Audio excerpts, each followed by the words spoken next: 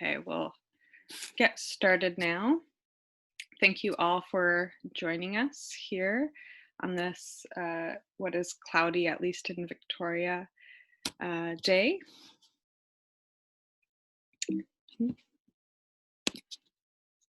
So I first just want to start off with a tutorial acknowledgement. So the Art Gallery of Greater Victoria is located on the traditional territory of the Lekwungen-speaking peoples, today known as the Esquimalt and Songhees First Nations. And we extend our gratitude and appreciation for living on, working on this territory. And I just want to acknowledge that as we are on these territories, and whichever territories you are on, we need to recognize that we are working in ways that systems of historical oppression, we are working on internets that a lot of nations throughout the world cannot have access to the internet, and working on these technologies actually increases a lot of things such as climate change, which again is more substantial in a lot of Indigenous territories. So as we are spending this time together, thinking through ways that we can decolonize together.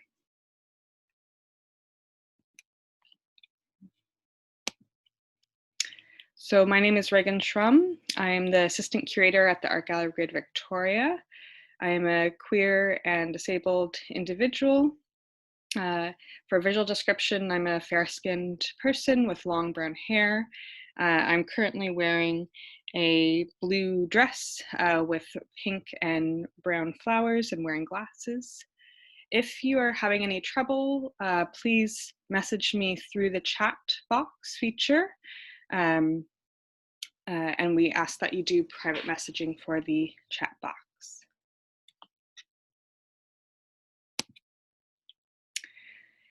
In terms of any kind of Zoom information, I just wanted to start here with, if you're having trouble with audio, making sure that you click the join audio. If you are still having trouble with the audio, there is a phone number you can phone. These are some phone numbers for different parts of Canada and the US and the UK. Our webinar number is 915-1822-9697. We ask that if you are phoning in because your audio is having trouble, that you make sure you turn off your sound on your computer. And then in terms of functions, make sure if you are accessing it that you can change your different view functions. We are offering closed captioning, which should be at the bottom of your screen as well. For accessibility, we're asking that folks don't use the chat function if possible, just because there may be individuals who have screen readers, and the screen reader will actually read out all of the chat. We do ask to, during this time, if you have any accessibility needs, one thing that Amanda and I have been talking about is if a visual description is needed during this presentation, please again, privately chat with me and I can inform Amanda so she can give those visual descriptions. And all this to say too, please use the Q&A button too at the end of the presentation. We'll have about 10 to 15 minutes for questions for Amanda, and I will be moderating that. So if you can use the Q&A button at that time. If you'd like to leave the webinar at any time, on the bottom right-hand side, there's a leave meeting button. Please do so. And feel free to leave at any point. We will have a recording given to you in about 2 weeks, along with the transcript and some feedback survey. So you can access the video recording at any time that you need. And then I just want to finish off before I leave it to Amanda and introduce her that we will be having the next Disassemble the Arts with Cyrus Marcus Wares, tentatively right now November 26th at 11 a.m., which is Pacific Standard Time. So I will actually stop sharing my screen and I will present Amanda's bio. So Amanda Cachia, received her PhD in art history and theory and criticism at the University of California, San Diego in spring of 2017, and is an independent curator critic from Sydney, Australia.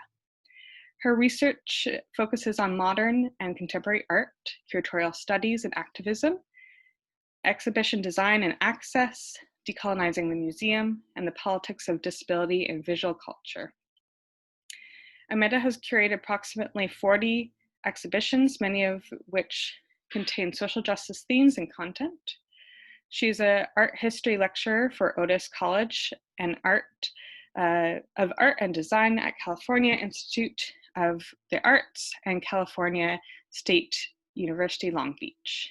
She is currently preparing her manuscript regarding the works of contemporary disabled artists, solicited by Duke University Press, in addition to editing a volume of essays currently entitled Curating Access, Contemporary Art and Creative Accommodation. So thank you, Amanda. Thanks for having me and inviting me to be share my research with you all today. So I have a very long PowerPoint, which I'll share with you in just a minute. But you know, it's a long one, so you'll have to bear with me as I might skip over some slides. I'm going to talk for approximately 35 minutes, and then I look forward to hearing from you all during the Q&A. And as Reagan said, if anyone wants some visual description along the way, please do let me know, and I'm very, very happy to provide that for you. So I'm going to go ahead and share the screen. And just to note, Amanda, no one has requested for visual description, so. Okay, sure. That can absolutely change at any moment too, so just let me know if anyone puts in that request at any point. Okay. We've actually had one request. Okay, good. I will go ahead and do that. So I want to make sure now that you can see my PowerPoint. Yes. Good. Okay, great. So everybody, I'm talking to you all, as Reagan said today, about care and accessibility in the museum. That's, you know, what I've been specializing in and working in for about 10 years now, and what I focused on during my PhD. Reagan had also mentioned that I'm currently working on an edited volume of essays about this very topic, care and access in the museum. And you'll see that I'm really trying to think about access in the museum from a curatorial perspective, but also from one as an activist, and my slides will reflect that. Before I begin sort of getting into my own personal work, I did want to take a moment to really reflect on the current moment that we're in, which is the pandemic, of course, and of course, in light of all the uprisings that have taken place this year, precipitated by the death of George Floyd. And I thought I would share this image with you, which is a black and white kind of cartoon-like illustration by a Romanian artist named Dan Pajovsky. And the name of the illustration is I Can't Breathe, and it's dated 2020. And on the left, you can see kind of like this big kind of circle with spikes coming out, and there's somebody trapped kind of underneath this big heavy weight, and there's a little voice box message that comes out that says I can't breathe. And then on the right is somebody who's basically putting their knee on the person's neck, which is meant to remind us of what happened with George Floyd and the policeman. And he's saying I can't breathe as well. So the left image is, of course, like, you know, a droplet from the coronavirus, and on the right is the George Floyd rendering. And so clearly the current moment this year is giving us an environment where we really, all of us, cannot breathe. And this is also against a backdrop of obviously climate change and all the crazy fires that have been happening from around the world. I live in California, where we've been inundated with fires, and I'm also originally from Australia, where we also had really, really bad fires during December and January. So it just seems like the past year has been incredibly stressful on so many levels, and I just think that the contemporary artists are in a really good position to be able to reflect on this moment through their practices. But a lot of people have been asking me, well, what does the pandemic now mean for access in the museums? So we're looking at museums who have been implementing various things, and this slide says new modes of access in the museum thanks to COVID-19, and these include digital access to collections now, more digital access more than ever before. Of course, we're live streaming artist talks, panels, entire conferences, similar to what I'm doing for all of you right now. We have virtual tours of collections and of exhibitions, digitization of publications, better sanitation practices, and reduced visitor numbers in the museum. So we're seeing museums taking all of these steps, which, some of them are not so new, but some of them, for some museums, are very new, and they're being really, really forced to do all of these things because of coronavirus. So what I'm suggesting in this next slide now is that we need additional new modes of access in the museum for disabled people. So I'll read out these bullet points as well. Inviting more disabled artists to participate in exhibitions and events. Inviting disabled curators to guest curate shows. Hiring more disabled curators and other positions within the museum. Hanging work by disabled artists from the collection on a regular and even more permanent basis. Buying more work by disabled artists for the collection, film screenings and performances by disabled artists, incorporating disabled art history textbooks in the bookshop in educational events and tours. And, as an educator, I know that there's been a really big push for decolonizing the curriculum. And so we're really making more of an effort to incorporate minority voices, particularly Black voices, into our curriculum. And my argument is we need to do that for disabled folks as well. And so my next slide actually kind of responds to that. It says here, new modes of access in the museum in response to Black Lives Matter. And these bullet points here are the exact same ones that I had on my previous slide in regards to disabled folks. So I'll read these out again. Inviting more Black artists to participate in exhibitions and events, inviting Black curators to guest curate shows, hiring more Black curators and other positions, hanging work by Black artists from the collection on a regular and permanent basis, buying more work by Black artists for the collection, film screenings and performances by Black artists, incorporating Black art history textbooks in the bookshop, in educational events and tours. So these are all the steps that museums can take. And, in my opinion, these are actually not new modes of access. They're things that we've, as minority as within our various minority groups, we've been asking for these things for a very long time. But it seems like some people are saying that this is a good moment in which to press museums to actually incorporate these things even more so, because the museums are in a climate where they're being forced to change. And so the question is, will it happen? Well, we don't know if, how permanent and committed these museums will actually be. I do know that there's been some really interesting developments in some museums, for instance. Some interesting developments, but also some kind of troublesome developments that museums are, because of the economic, tension that this has placed on museums, have had to let go of educational staff, and it's actually conventionally education staff that work with minority audiences, particularly from my perspective, disabled audiences. So that's troublesome, but then there's other positives that have been generating a little bit of controversy nonetheless, and that's, for instance, the Baltimore Art Museum here in the US, where they've sold off some of their really valuable works of art from their permanent collection, such as work by Andy Warhol, in which to actually then turn around and go and buy work by minority artists, including, from what I understand, disabled artists and Black artists, in order to make their permanent collections more representative of a diverse array of people. And so the controversy is that, the museum is being given a lot of flack by the public for selling off such important work, even though in a sense the American Alliance of Museums has actually given museums permission to go ahead and deaccession in light of the financial crisis. So there's kind of a lot of heated debate about these issues at the moment about what it takes. It seems like some museums are trying to make great strides in this area, which is really exciting and really encouraging.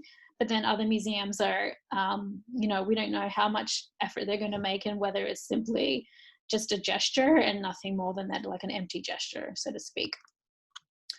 But having said that, creative access, what does it mean on a sort of more individual artistic level for access at the moment in the time of COVID? And I know the face masks that we're all having to wear have been generating a lot of discussion amongst various groups of disabled people, including the deaf community. This is an image of a mother and a daughter.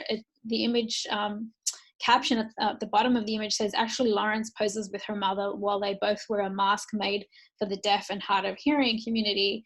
And there's a sewing machine, and the mother and daughter are posing in the background, and they're both wearing long-sleeved grey shirts, and they're both fair white woman with blonde hair.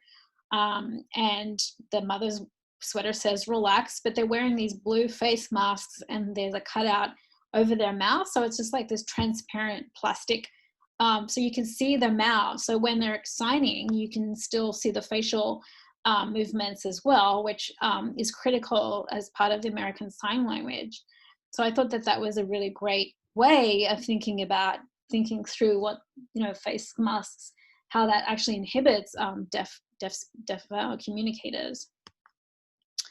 And then this is Ruth Cuthand, and she is an artist based in Saskatchewan, and she created these beautiful masks that are actually made with glass beads and thread, and they're basically the colors of the medicine wheel. And I really enjoyed this one because, there's this idea of we're wearing a mask at a time where there's a lot of people dying and a lot of people suffering from this disease, and the medicine wheel is there as sort of this healing gesture.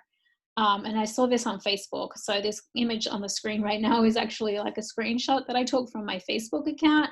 And Ruth is looking into the camera. She's wearing pink and black glasses, and she's wearing her white mask with the medicine wheel, the beaded medicine wheels on each side of her mask. And the colors are yellow, red, and black. And she has gray hair. And then on the right-hand side, you see like all of people's comments and so on, talking about how much they actually really like her mask. And from what I understand, I think that these face masks by Ruth Cuthand are actually being acquired already by the National Gallery of Canada or the Ontario Art Gallery. I'm not sure which one, but they're getting a lot of attention. And I think they were featured in Canadian Art magazine too, which is really nice. There's been a few other little things about disabled artists and their work and what they're doing to respond to the pandemic. And this is another artist. Her name is Oakley Thiele, and she's based in Michigan.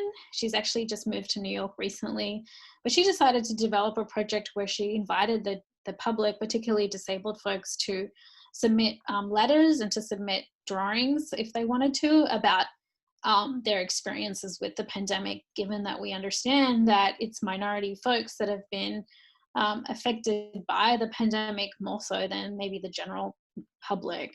And so, people get an opportunity basically to talk about feelings of isolation during the pandemic, feelings of fear, lack of resources, lost jobs, lost income, and much more. And so there's a drawing that Oakley did in response to one of the letters that she received, and it's a drawing with lots and lots of rolls of toilet paper, and the letter says, "My dearest friends, I'm sorry for all the hoarders buying out all the things you actually need to survive." And so this has all been published on an Instagram account for those of you who would like to check it out. It's pretty cool. So it's the project is simply called My Dearest Friends 2020 by Oakley Thiele, and you can check that out on Instagram. I will say too, by the way, that my PowerPoint is at Reagan at the Art Gallery does have a copy of my PowerPoint. So if anybody wants a copy of this afterwards, you can just email Reagan and she can send it to you as a PDF. So I was kind of already saying, access in the museum, what does that mean for this moment during the pandemic? And in my opinion, it's kind of like access in the museum denied before it fully takes off, or access in the museum ruptured. So it's like, here we are trying to do something. This is Shannon Finnegan's work. And Shannon's kind of trying to make a point about how we never really find enough benches for us to sit down in the museum. Like we're, having to walk around and look at artwork, but what if those of us need that access to be able to rest?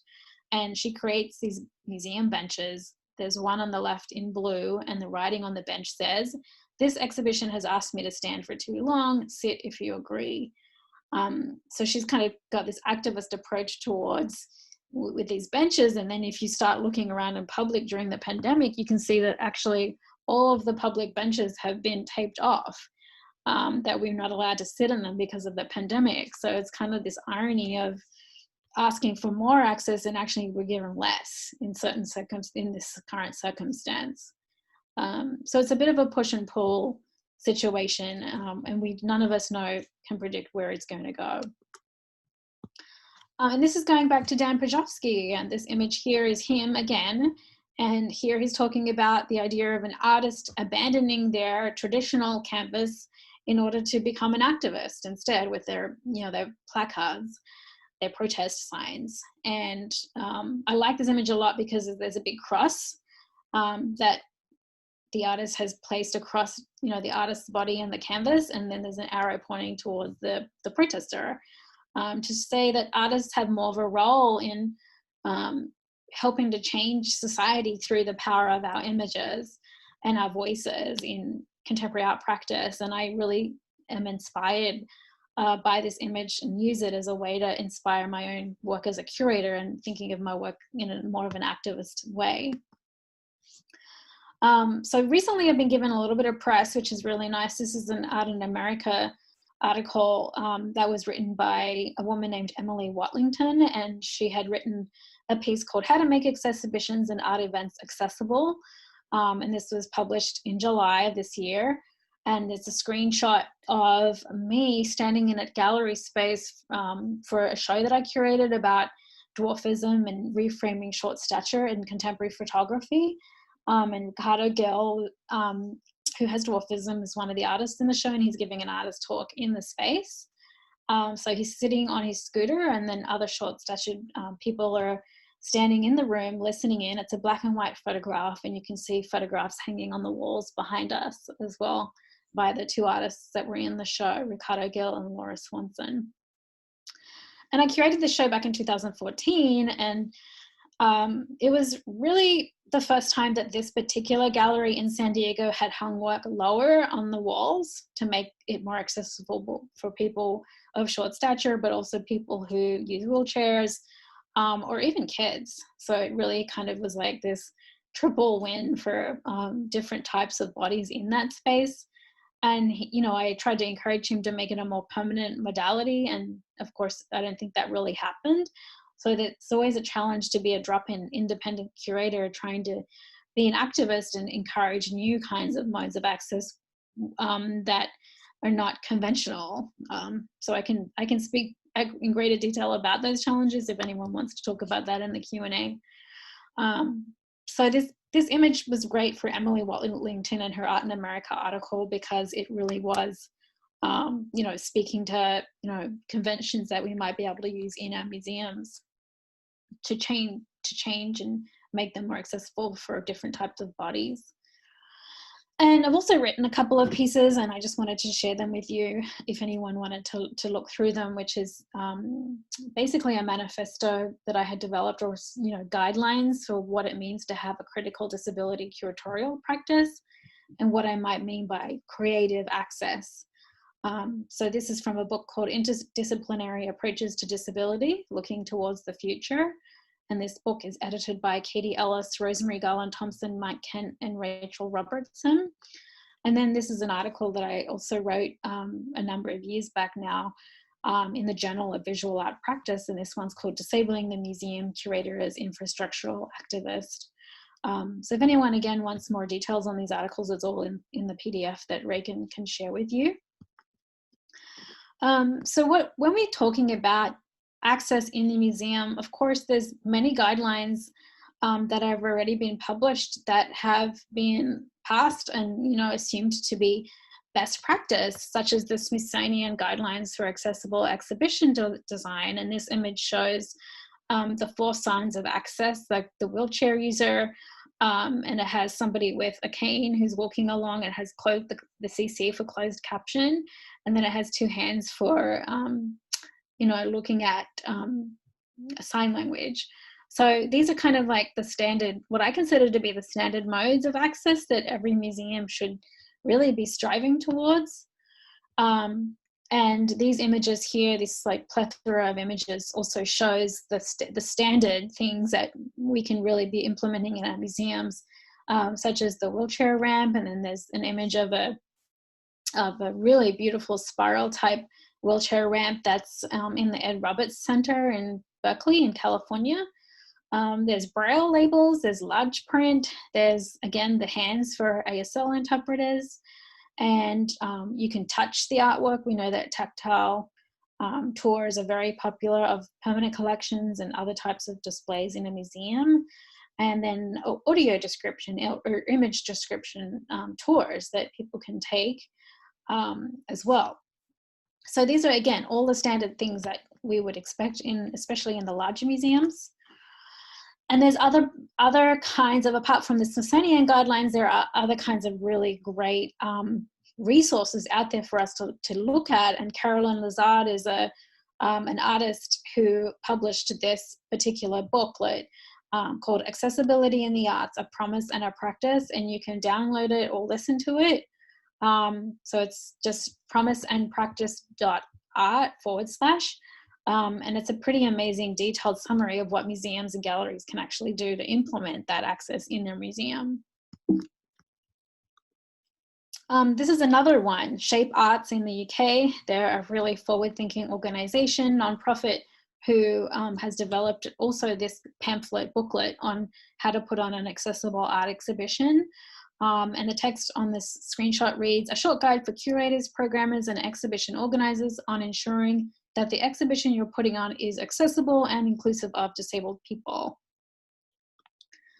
So in short, we have, you know, quite a few really, really good, powerful tools for how to implement these accessible exhibitions. But the question I always have been asking myself in my own practice is, how can access become more of a dynamic conceptual tool for interrogation in art exhibitions rather than simply a practical component, which is unfortunately often added in as an afterthought once the exhibition has been installed? So the next slide says this question: in other words, how can we think of access creatively, or how can we be creative about access? Hence this idea that I've developed over the last 10 years of creative access. So it says here, how can these components contribute to expanded notions of exhibition design that offer greater opportunities for engagement for visitors with different needs? So, you know, now that we're in the age of Zoom, again, owing to the pandemic, how can we be creative with Zoom, for instance, in our exhibitions, in our virtual exhibitions, in our captioning, in our sign language, and so on and so on. So I think that there's a lot of untapped potential for us to be exploring. This slide here has a grid, and it's 6 images that you see of different shows that I've curated over the last 10 years or so. And they have different titles. I'll read them out to you. There's Art of the Lived Experiment, Composing Dwarfism, which I already mentioned, which is reframing short stature in contemporary photography.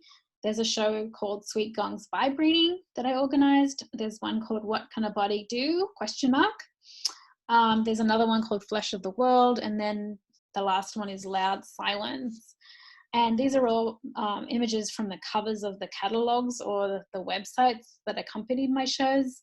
And my talk is really not centering on the shows themselves as like thematic concepts, which, by the way, they're all related to disability in some shape or form, but more about how I utilized this creative access approach in my shows.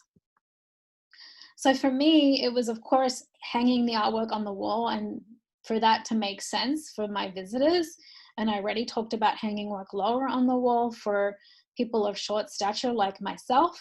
And this image shows an installation by the artist Carmen Papalia, and there are speakers along a hallway, and I really wanted the speakers installed so that they were at different heights, so that people of different heights could access them.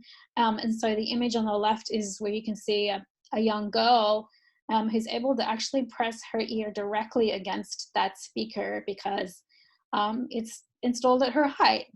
And she's probably about 4 foot, I would say. And then this is the same image that we shared earlier, that with little people who are inside of a gallery in San Diego that are looking at black and white photographs on the wall that have been installed lower on the wall for better access.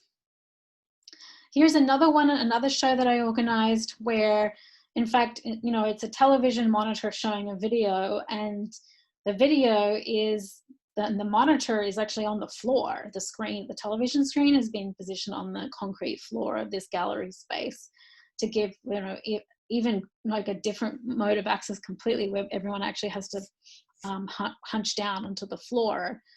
And then the images, there's drawings of wheelchairs that are also hung lower on the wall in this particular installation. So the other thing that I've been trying to do over the years with all my shows is create screen reader friendly websites. This show, Flesh of the World, and by the way, you could go and still look at this website. It's still online. It's fleshoftheworld.ca. It's a show that I did in Toronto in 2015. And I've been asking the galleries that have been contracting me to curate shows for them to, rather than publish a catalog, just to develop a website. And you can, it's not very, you can't see it too well, but there's an image on the top right that says show display preferences. And so actually this is a better image of it here. But basically people can go in and adjust the settings, you know, whether you want different color contrast, you want the text size to be bigger, line spacing, text style, etc. So this screenshot of the website just kind of demonstrates how that site can be manipulated a little bit for folks who need better access or different kinds of access. So this is, in fact, now what I ask of all my shows. If they have the money to be able to, you know, do a publication, I say no to the publication and just go for the website instead.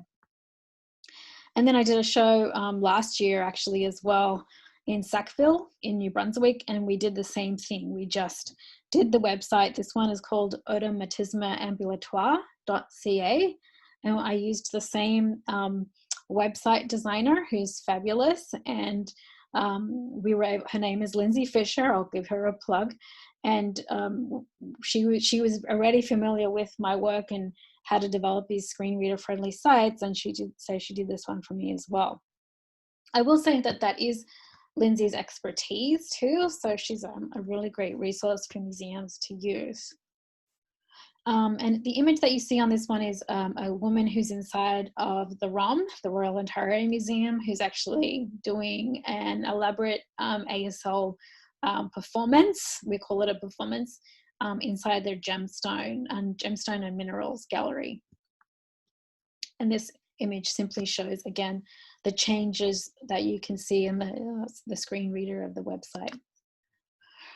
So I've talked about a little bit about audio description and verbal imaging. How do you make that more creative? Well, when I've worked with various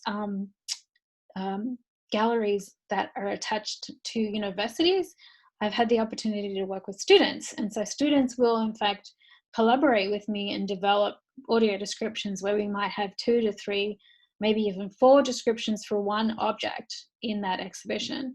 And that's really nice because you're getting multiple voices and multiple perspectives.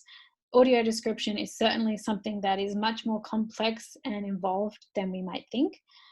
There's not one way or right way of doing audio description.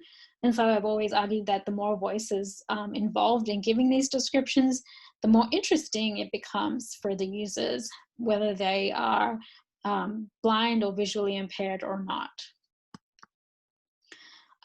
And, you know, there's different ways of being able to access these descriptions. We access them on devices, on your own personal devices, or maybe devices that are available at the front desk of a gallery.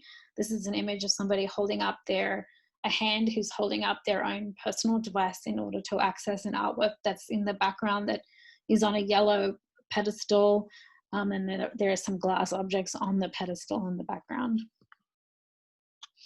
And this is a screenshot of all of the types of audio descriptions that can be found on the exhibition website too. So if you can't actually visit the show physically, you can at least listen to the descriptions online, which is really nice. So, you know, if we had more time, I would have actually had us all do an audio description exercise, but I do this with my students. And so this is why I wanted to show you this image, is I would have my students, in order to learn the benefits of audio description, have them all practice, and that we would all say, there was 20 of us in a room, we would all have a moment to actually try and describe this, and we would actually see how varied and how different each of our approaches actually are. This slide just simply gives text of somebody's script of their audio description, which we also make available for folks who can't access that material in the audio realm. And oftentimes I'll ask my artists to actually participate in the audio description. And the artists will say, you know, I've never done that before. Like, I've never done an audio description of my own work. And they really like being able to get more involved in that, because they said it gave them more insight into their own practice. And I think that that's really beneficial for them too. So this is a slide of an audio description script that Alice Wingwall did, and this is the text that we made available in addition to that audio. And then, you know, we understand that there's also, we've used text-to-speech technology as well. So anytime I've written an essay, or the artists have supplied me with artist statements and so on, all of that has been transformed into audio format as well. And the artists sort of sometimes say, how do I do an audio description? What do I use? So I just sort of recommend to them different ways of recording their voices, and vocaroo.com is just one of these resources that you can find for free on the internet. So even though I have now dispensed with the old-fashioned catalog, if I have published a catalog in the past, normally I'll also insist that we have a CD or a DVD that has audio of every single written component published in that book. This is a show where the artists were again participating in the audio description of the images, but this is an example, and we happened to have Braille as well, Braille signage in the space. But the artist said to me, well, I only have audio in the work, so how can I describe that visually? And I said, well, then just describe the sounds that you hear. So this text that you see on the on the right-hand side is a description of the sounds. In this case, it was cats, the sound of cats purring. So the artist had a lot of fun describing that too. And then we had an artist who had given me a scent-based piece, and it was like the smell of grass.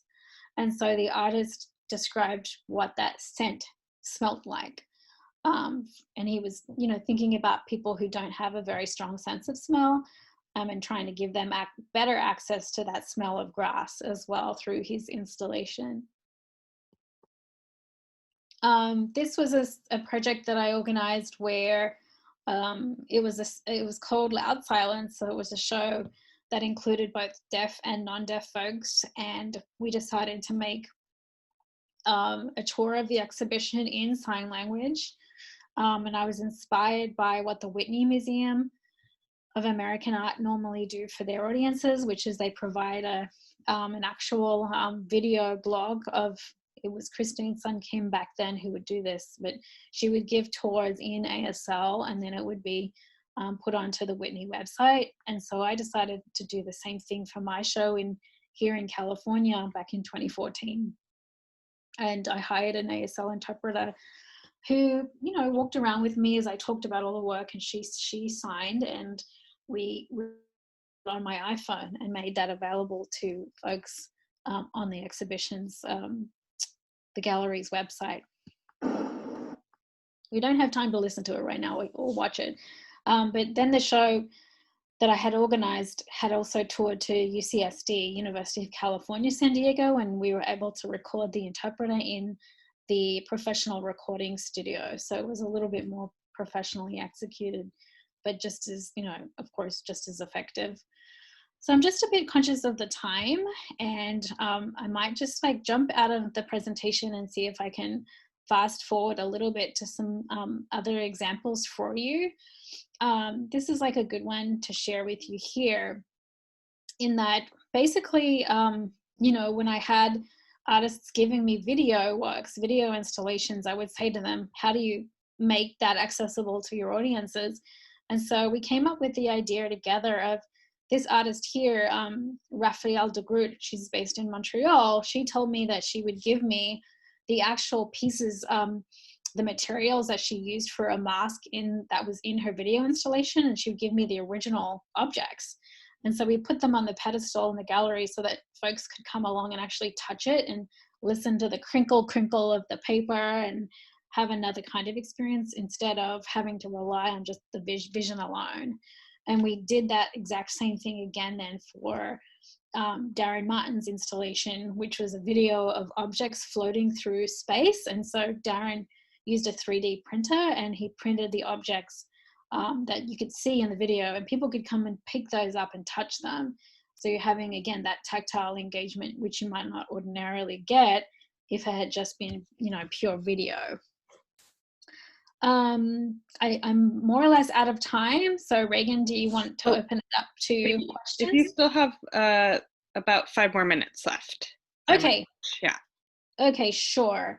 Yeah, well, there was like kind of like a funny anecdote, well, not too funny, I suppose, but to share with you about this show that I had organized where we did have, you know, I'll go back to these just to remind us. So the whole point of doing this particular show was so that people could become more tactile and touch everything in the show. That was my goal. But because of the sort of lack of planning and short, you know, a very short timeline, unfortunately the show ended up becoming quite damaged, and the gallery kind of freaked out on me and said, no, we can't do this anymore. So then we ended up putting up please do not touch signs all over the place, which was the complete antithesis of what I had intended. And so I was really disappointed. Like, you know, this piece here is very delicate ceramic pieces, and some of them broke because of rough handling. This one here is a series of beautiful bronze gongs on the left-hand side, and they're hung from black string on the ceiling, and somebody actually came and decided to swing on them as if they were like monkey bars or something in the playground, and one of them actually broke and snapped in half. And then we ended up putting up more signage saying do not swing from the gongs and please be gentle, and kind of having to educate the public on how to touch things, because, you know, you're telling the public all the time, do not touch. And then when you tell them, well, now you can touch, people kind of go wild, I suppose. So I ended up sitting in the gallery and for 3 weeks and just, you know, engaging with people and talking to them and kind of supervising them, so to speak, on how to touch things. So it is, you know, even though I'm a huge advocate of tactile friendly exhibits as a mode of creative access, I also think that it needs to be thought through in a really careful way, because it's something that the general public isn't used to. So what that would mean is just more planning, more kind of maybe docents in the space who can engage with the public and have conversations with them about the objects in the space, and also maybe the curator having sort of thinking about the objects that they want in the space. Like for me, I was like quite like, let's be completely uninhibited and put whatever we want in here. But I don't know if that was really very realistic of me to think in that way. Like having, you know, these ceramics is like, even though the artist said, yeah, I'm okay with them being touched, in the end, when they were damaged, she wasn't okay with it. So it's, you know, it's like a really delicate balance of conversations, these conversations that you have to have with the artist and with the audience and with the gallery that's showing the work.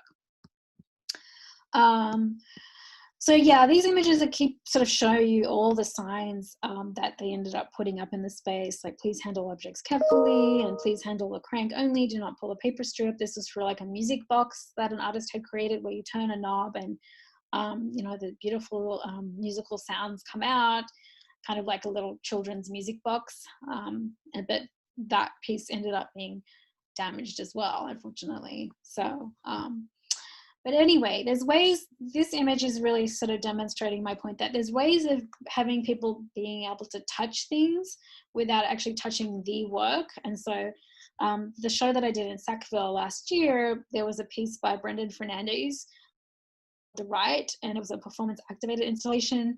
So you kind of see this black scaffold in the middle of the space, and there's two ballerina dancers who are engaging and weaving in and out of this scaffold.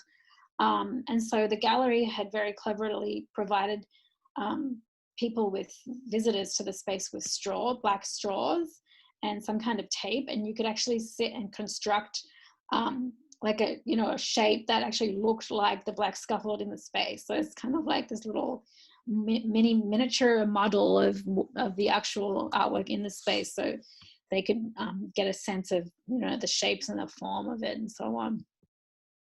This is another workshop they did with visitors in the Sackville exhibit. And here people are using like a touch pen to engrave pieces of paper, so they become much more tactile friendly, like an embossed, kind of like they create embossed surfaces. And here again, like people who are able to like touch different shapes and so on inside of these books, these braille books, to get a sense of form and shapes and so on. Let me see, I know I am kind of still running out of time, so if I can show you, there's a lot to share, but I'll show you just maybe a couple more images here of other things that I've sort of done with artists that have been really super neat. So we'll end it with maybe with these two here. Is Wendy Jacob is an amazing artist from Boston, and she is the one who provided me with the audio installation of like where you touch a surface of a wall and you can feel the vibrations of a cat purring. And this one here is called Waves and Science Basketball. So she decided that she wanted to give me an installation of basketball players, a video installation of basketball players, but then she used this platform and this circle as a way of creating a faux basketball court.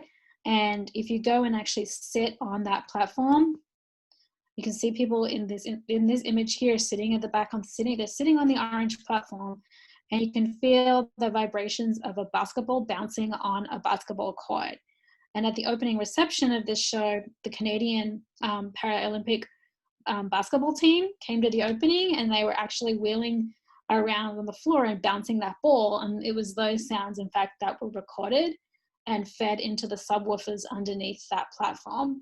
And so I just loved the way that Wendy was like thinking about beyond just vision and really thinking about audio and tactile qualities to all of these various activities that we see in daily life. So I think I'm going to end it there. I have like a million more examples to share with you, but you can all, if you want more, as I said, Reagan will be happy to share with you. Thank you so much, Amanda. We already have a question here. Someone asks, with audio descriptions, what is the best way to integrate them into a show? I have a show in December and I'm struggling how to present my audio descriptions. I was thinking of using a QR code. Any advice would be appreciated.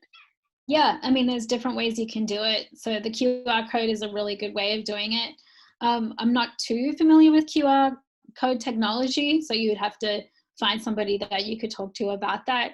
You can also do it on, I've been doing it on my web exhibition websites, or if the museum that you're working with doesn't have the funds to do a separate website just for your show, then ask the museum to put the audio descriptions on their regular website, and just make that available as like an MP3 downloadable link that people can use. And then they can download it on their phones as they're going through the gallery space too, or just listen to it at home if they can't physically be present in the gallery. And I have a question as we wait for people to ask questions in the Q&A box. I was just thinking through a lot of your work is so, you involve the artists you work with and the community so much. In terms of now thinking through exhibitions in a COVID world, how are you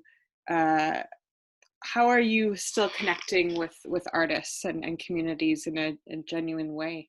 Yeah, I've been having a lot of Zoom visits, studio visits. I had at least 10 in the first half of this year.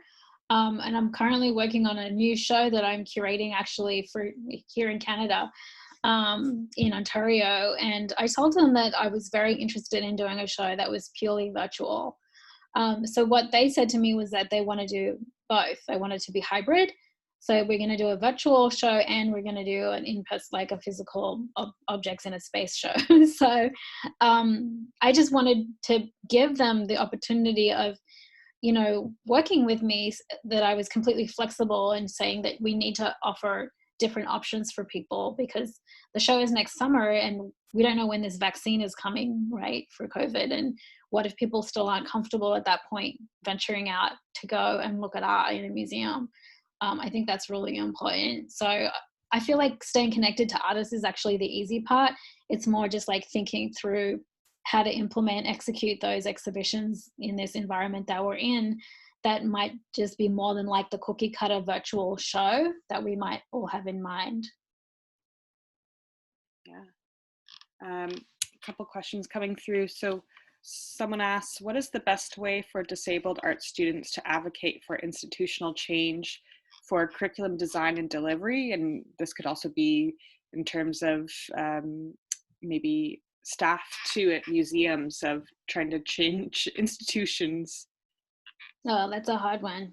You have to make friends with those in power and convince them that, you know, the work is being done. If you have the resources, which there are plenty of resources that I shared with you today, of how to make museums accessible, how to decolonize the syllabus.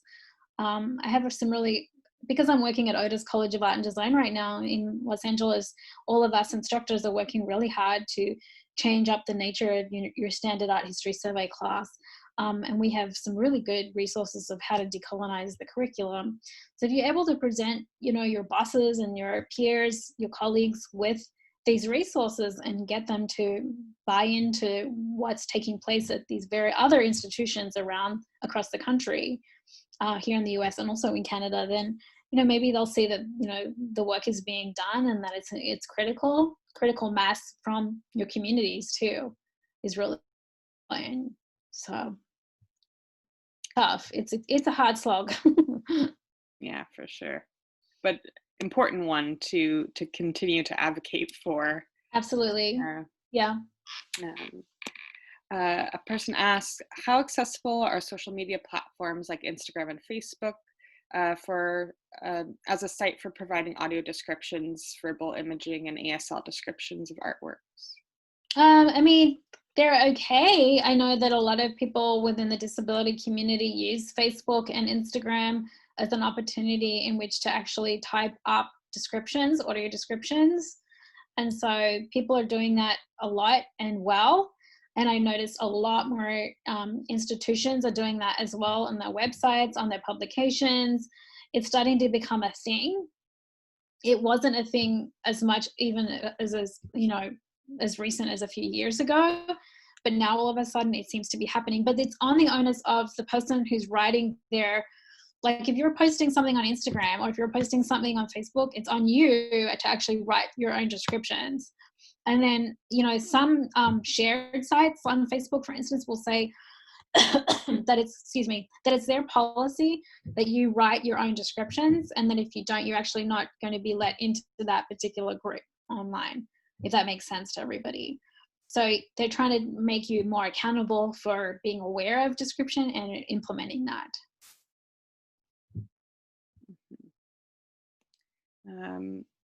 And we just, have a couple more minutes. So if you have any more questions, another one that has come up is that this individual works at a museum and they used to have touch tables where staff would let visitors handle objects. Yes.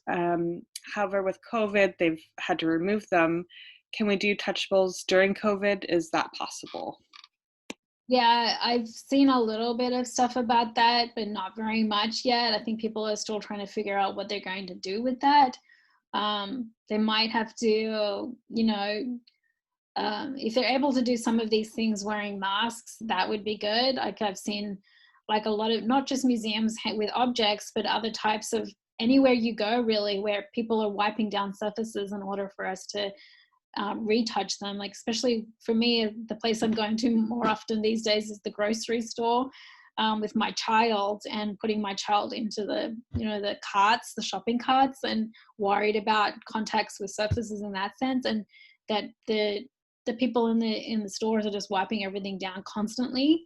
So I don't know whether that's something museums are doing. If actually I'd open it up to all of you to say, is anyone aware of museums who are actually doing that and wiping down surfaces, if that's even a possibility, given the conservation attached to some of these objects where they might not be allowed to wipe down surfaces in the same way.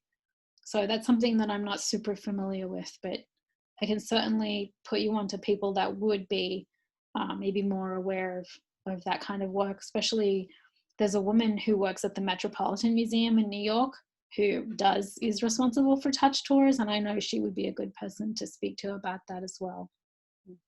Mm-hmm.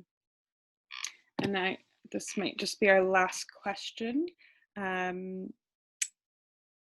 So your comments about objects being broken from being touched makes me think of the invisible kinds of damage to art that is misunderstood or viewed in ways that can go against what the artist would want. Can you comment on this from the point of view of accessibility? Sure. Yeah. I think I'll have to try and understand if I have the question. Yeah. Right. I think they're asking, just thinking through maybe things that are considered broken maybe in one point of view, but maybe that's what the artist, the person is just commenting, damage to the integrity of the art is what they're talking about. Okay. Yeah, so you're saying that to make something accessible means that it's going to damage the integrity of the art, or? I think so. I think that is what they're saying.